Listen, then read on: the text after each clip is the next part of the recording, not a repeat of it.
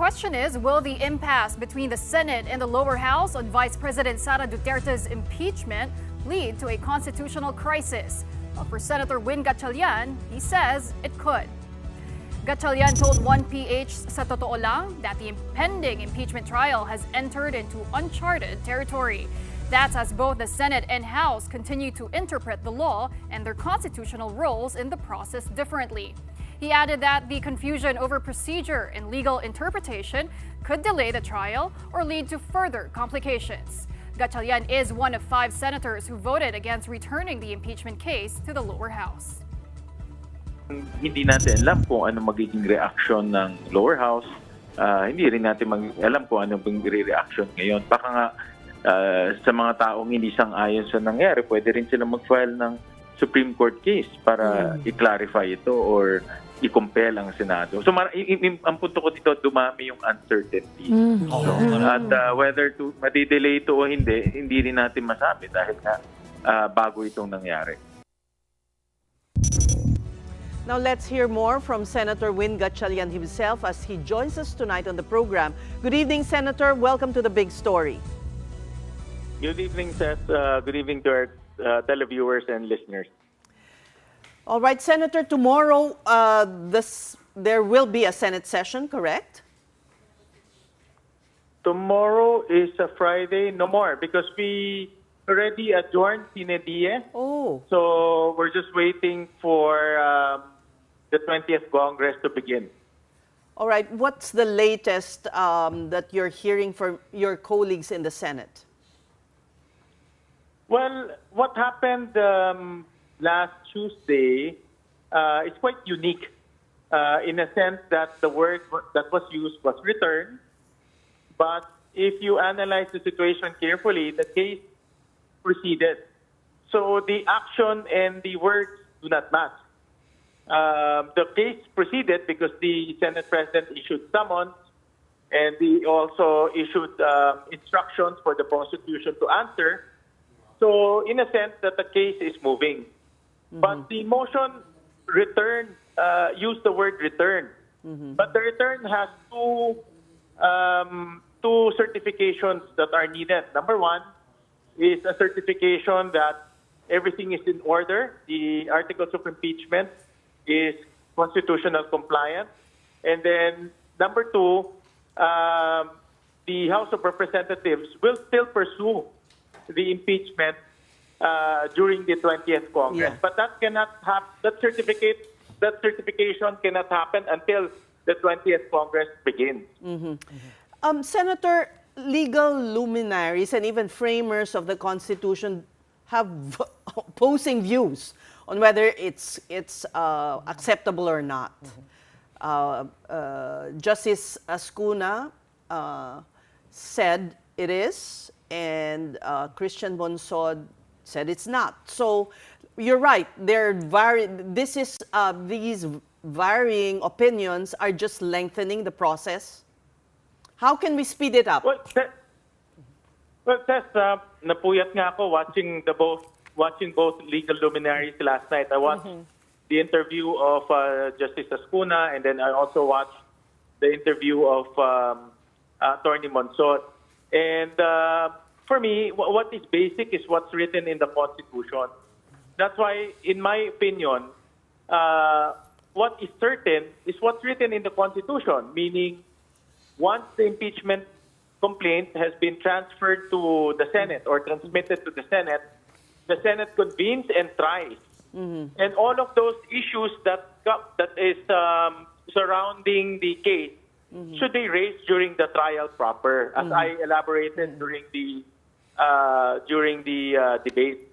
Because during the trial proper, all of these things will be raised by the defense anyway. Then let's resolve it in a very transparent manner so that the public will understand. What we don't want to happen right now is mistrust to the institution.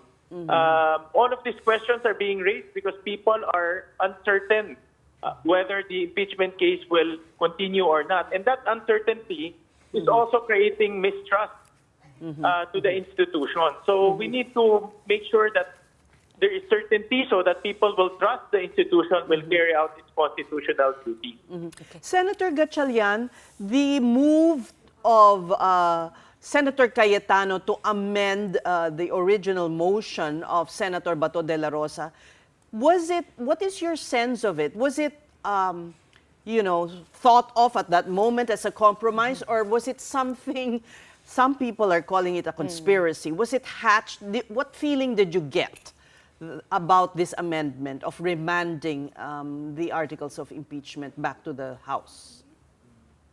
What says compromises is not alien to the Senate and to the legislature as a whole. Both the lower house and the upper house, when we craft laws, when we make proposals, if the proposal is not well received by the body, then you find a compromise. So it can be something like that, no? So that things will start moving, and the impeachment proceeding will still go through. So what happened during the last Tuesday? If you look at what's happening right now, at least the impeachment proceeding is moving, and the action there is the summons that were issued. However, the return is something that is different. It's really novel. No? If you look at the two other impeachment cases, there was no such thing that happened. So this is something different, and that's why if you introduce things that are different, you also introduce uncertainty to that effect. And that's what we are trying to avoid. Okay. To the point of Cess about advanced negotiations happening, I mean, we did get a kind of a visual view at what was going on in the plenary, but the audio was turned off. We also have been hearing and seeing videos na nagtatalunan yung mga senador, no, Sen Win. Can you give us a sense of how those negotiations went? Because at the time that the voting happened, some looked happy, some looked a bit more frustrated. What can you tell us? What can you share with the public? At least konting transparency na lang din. Well, I'm not privy to those negotiations, if there are negotiations. But what I'm saying, the dynamics of the Senate and also the lower house is that compromises and looking for solutions is a normal process. So, for example, if the proposal is not well received, then you find a solution so that it will go through. So, in this case, the solution here is that apparent word return. But if you dissect the action, the impeachment case is moving. It's actually proceeding as planned. The return word is. To be honest, the return word created a lot of confusion from the public. But that return, if you dissect that return, it's only the two certifications that were required from the House of Representatives. Senator, if I may just follow up on Sean's question, because there was that video that surfaced on social media where Senator Joel Villanueva was seen urging Senator Amy Marcos to interrupt Senator Risa when she was taking the floor, urging Senator Amy to raise a point of order. Can you tell us, Senator, what was really happening on the sidelines, and is there a clear divide now amongst the senators? What point of order under rules takes precedence in everything? No? So you can raise a point of order in any time. If the rules are violated or someone is not following the procedures, then you can raise point of order. Of course, it's it can be very conflicting because you can raise that while people are talking, but it's a proper procedure under our rules. Okay. But how do you feel now, Senator Win, no? The voting is over, you voted no, even though you fully grasped the preconditions of the word return, that it came with these conditions and caveats. Are you satisfied personally with how everything turned out? What I'm trying to avoid is confusion and doubt in the public's mind.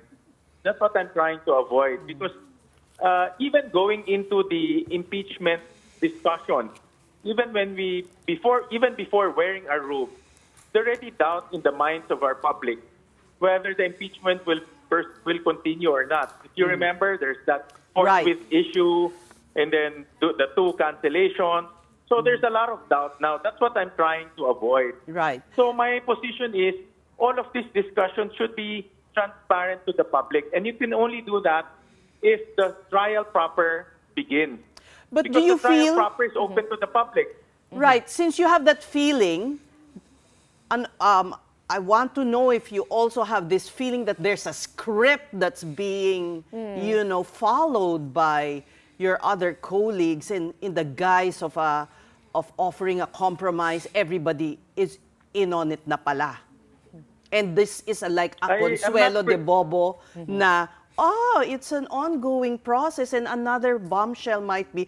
That's why I'm saying, yung trust issues na po, parang we're just bracing ourselves for another, delay. I'm not privy to any script, Seth. So if there is a script, I'm not part of it. I'm clueless of that script, to be honest about it. So I'm not privy to that, to any of those. And you wouldn't suspect of the existence of one? It's unfair for me to comment on that because I don't have any prior knowledge. Do you share the position of Senate President Chis Escudero that in this case, the House of Representatives is not a co-equal body? When the Senate that's a technicality.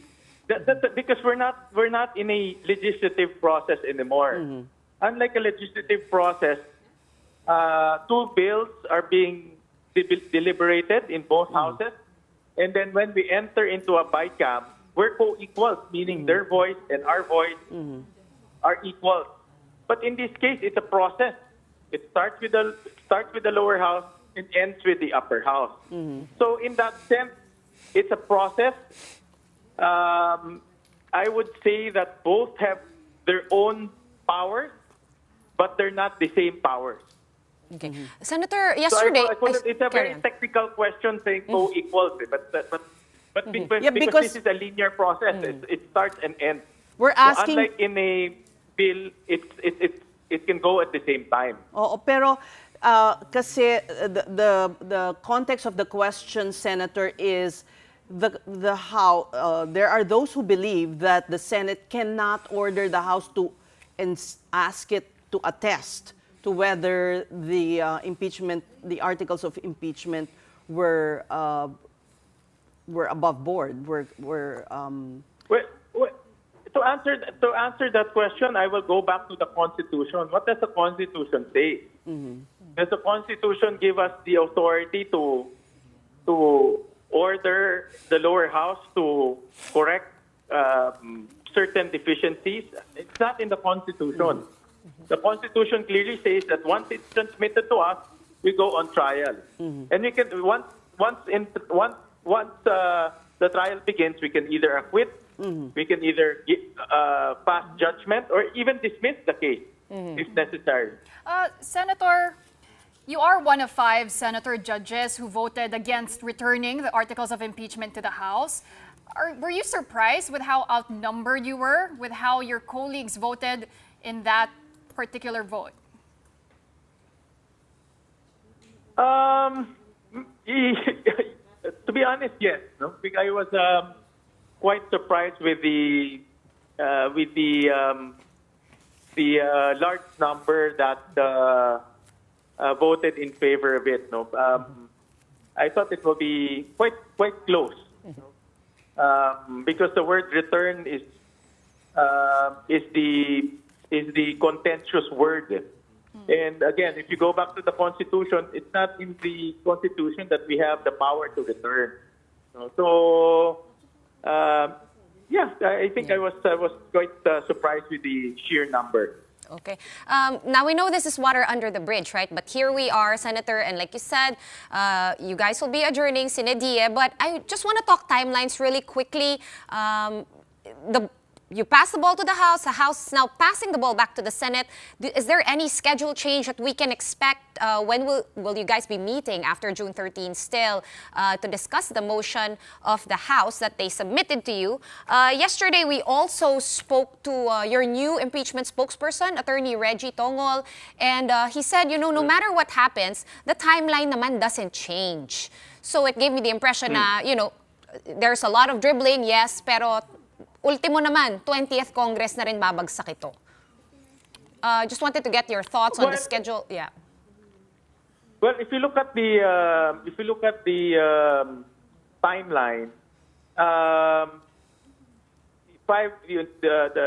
summons, the Vice President is given 10 days to reply to the summons, and then the prosecution team is given another 5 days to reply to those summons.